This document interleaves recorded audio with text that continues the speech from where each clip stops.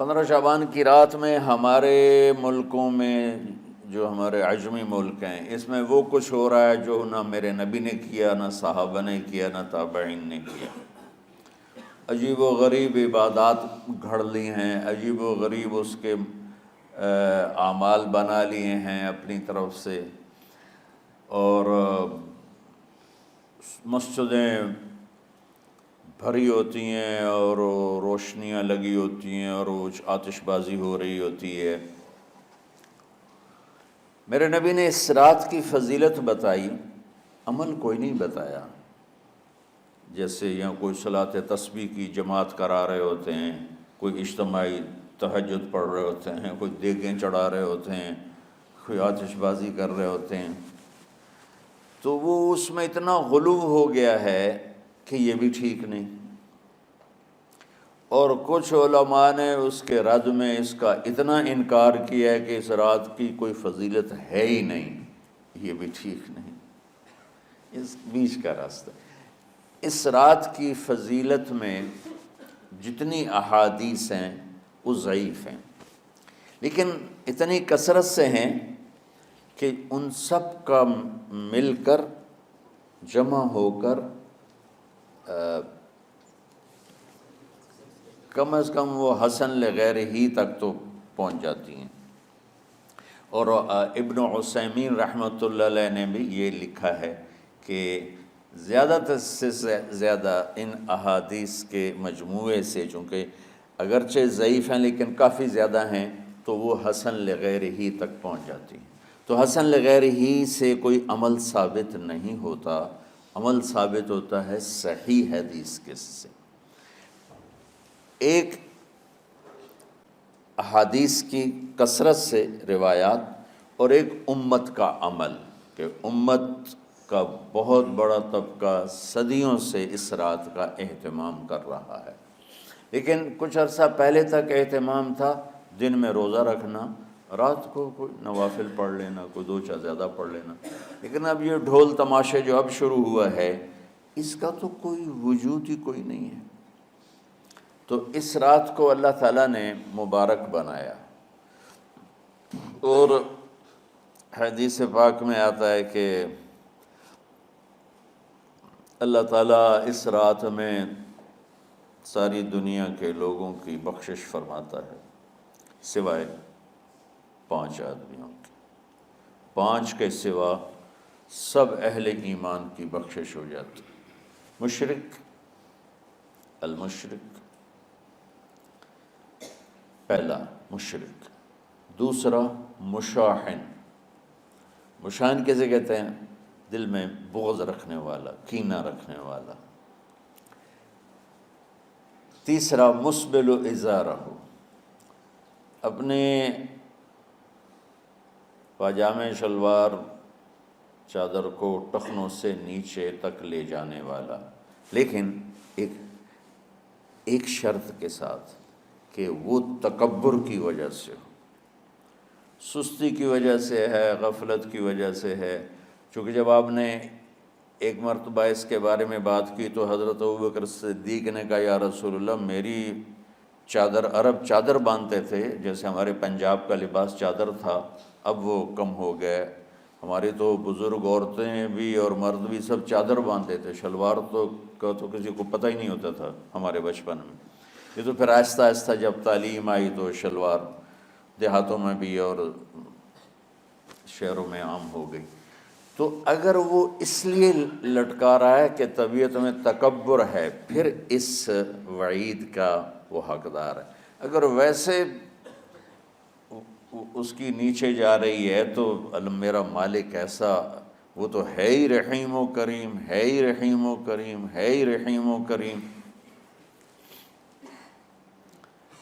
صرف شلوار نیچے لٹکانے سے وہ اتنی شدید سزا دے، اگر اس کے پیچھے تکبر ہے، پھر ہے یہ تکبر نہیں ہے تو انشاءاللہ وہ اس سے محفوظ ہوگا۔ تو اپنی چادر کو لٹکانے والا، لیکن بشرط تکبر، کتنے ہو گئے؟ عاق لوالدیہ، ماں باپ کا نافرمان، نافرمان ایسا کہ دکھ دینے والا. چھوٹی موٹی اونچ نیچ تو ہر بچے سے ہو جاتی ہے، نہیں، جن نے والدین کو ٹکڑے ٹکڑے کر دیا ہو اور ان کو دکھ دے دے دے دے کے ان کا سینہ چیر دیا ہو.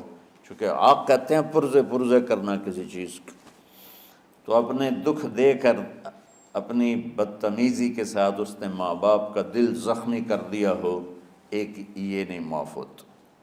5واں مدمن خمر، مسلسل شراب پینے والا، مستقل جو شراب کا عادی ہو.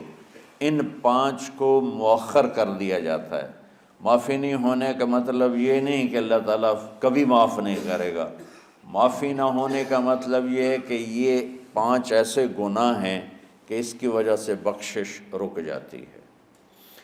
اگر وہ شرک سے نکل آئے، وہ کینہ سے نکل آئے، وہ تکبر سے نکل آئے، وہ والدین کی نافرمانی سے نکل آئے، شراب چھوڑ دے، تو ان کی بھی بخشش ہو جاتی. جب کوئی توبہ کرے گا فوراً بخشش ہو جائے گی. نہ 15 شعبان کی ضرورت ہے، نہ لیلۃ القدر کی ضرورت ہے، نہ بیت اللہ جانے کے ساتھ توبہ کی شرط ہے.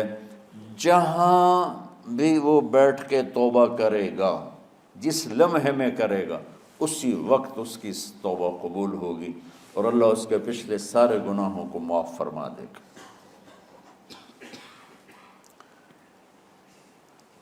دن کا روزہ، رات کا قیام، زیادہ زیادہ قیام سے مراد نوافل ہیں. کوئی گھر میں پڑھ لے، کوئی مسجد میں پڑھ لے. نوافل، نفلی عبادات گھر میں ہی افضل ہوتی ہیں. میرے نبی سنتیں ہمیشہ گھر سے پڑھ کے آتے تھے. تہجد اپنے گھر میں پڑھتے تھے، مسجد میں نہیں پڑھتے تھے. سوائے اعتکاف کے آپ اپنے نوافل سنتیں سب گھر میں پڑھتے تھے اور مسجد میں صرف فرض آ کے ادا فرماتے تھے. اور اس کے بعد بیٹھنا ہوتا تھا تو بیٹھ جاتے تھے، اٹھنا ہوتا تھا تو اٹھ جاتے تھے. تو اعتدال اللہ کو ہر چیز میں پسند ہے. دنیا جو مختصر ہے اس میں کیسے پسند نہیں ہوگا؟ آخرت جیسے معاملے میں بھی اللہ ہم سے کہہ رہا ہے اعتدال، امتن وسطا. ایسے عیسائیوں کی طرح ترک دنیا بھی نہ کرو، یہودیوں کی طرح دنیا کے پیچھے نہ پڑ جاؤ. رزق حلال بھی کماؤ، اپنے بچوں کو بھی دیکھو، اپنے فرائض کو بھی دیکھو جو دنیاوی ہیں، اور اللہ سے بھی اپنا معاملہ ٹھیک کرو اور درست کرو. بعد کے زمانے میں صحابہ کے بعد سے ہی ایک انتہا پسندی امت میں آئی.